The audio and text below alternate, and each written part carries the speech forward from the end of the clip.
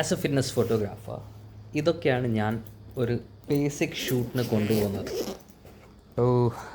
Mics vlogging പരിപാടികൾക്ക് 2 lens 1835 45mm 1.2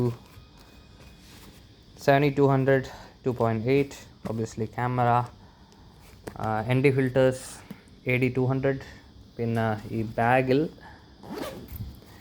വേറെ ഒരു ഗോഡോക്സിൻ്റെ V860, പിന്നെ സ്റ്റാൻഡ്, അംബ്രല്ല, ഡിഫ്യൂസർ, അങ്ങനത്തെ സംഭവം. നിങ്ങൾ ആലോചിക്കുന്നുണ്ടാവും വലിയ ഫിറ്റ്നസ് ഷൂട്ടല്ലേ, എന്താണ് ഇത്രയും സാധനങ്ങൾ കുറവ് കൊണ്ടുപോകുന്നത്, വലിയ ലൈറ്റ്സ് ഒന്നും ഇല്ലാത്ത എന്താ, സ്റ്റാൻഡ് ഇല്ലാത്ത എന്താ? കാരണം ജിമ്മ് ഇവിടെ നല്ല ബിസി ആയിരിക്കും എപ്പോഴും. ഒരു ഓഫ് പീക്ക് ടൈം എന്ന് പറഞ്ഞിട്ടില്ല. ഉച്ചക്കാണെങ്കിലും ബിസി ആയിരിക്കും, വൈകുന്നേരം ആണെങ്കിലും ബിസി ആയിരിക്കും. പിന്നെ മെഷീൻസൊക്കെ വളരെ അടുത്താണ്, പാക്ഡ് ആയിരിക്കും. നമ്മൾ ഈ വലിയ സോഫ്റ്റ് ബോക്സും സ്റ്റാൻഡും അങ്ങനത്തെ പരിപാടികളൊക്കെ കൊണ്ടുപോയി കഴിഞ്ഞാൽ ഒന്ന് ഫസ്റ്റ് നമുക്ക് ബാൻ അടിച്ച് തരും.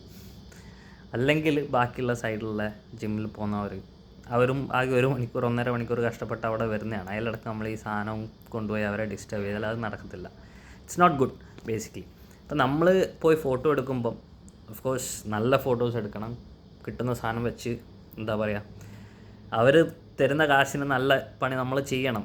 പക്ഷേ അവിടെയുള്ള ബാക്കിയുള്ളവരെ ഡിസ്റ്റർബ് ചെയ്യാൻ പാടില്ല. സ്റ്റാൻഡൊക്കെ പിന്നെ തട്ടി വീണ് ആരെങ്കിലും മേലൊക്കെ വീണാൽ പിന്നെ കേസാവും, ഫൈനാവും, അതാവും ഇതാവും, അങ്ങനെയൊക്കെയാണ് പരിപാടികൾ. അതുകൊണ്ട് കഴിയാതെയും ഇപ്പം പാക്ക് ചെയ്യുമ്പം ലൈറ്റായിട്ടാണ് ഞാൻ പാക്ക് ചെയ്യുക.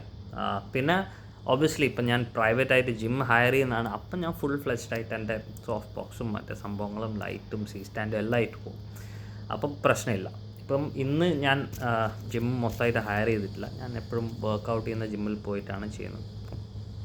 That's how it is.